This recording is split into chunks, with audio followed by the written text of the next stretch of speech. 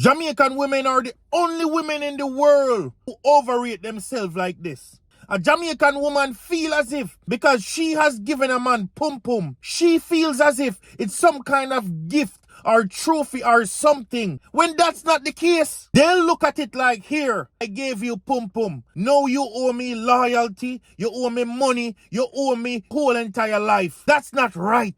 Sex is just the bare minimum. Jamaican woman, let me ask you this. Every woman have sex to give. So why are you walking around acting as if when you give a man sex, you are giving him something rare? You are giving him something he's never gotten before. What's so special about yours? Jamaican woman, listen to this. You think that little gift that you're talking about or that little gift that you like to use can hold on to a man?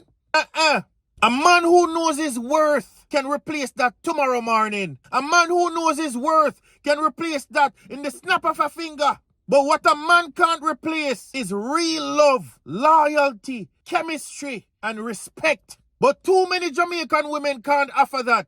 Majority of them can only offer vibes, body, and that's it. But then they will wonder why a man step out of the relationship. Some women act like sex is a bargaining chip.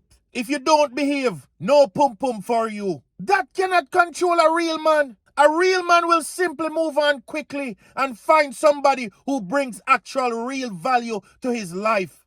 So let me ask you this.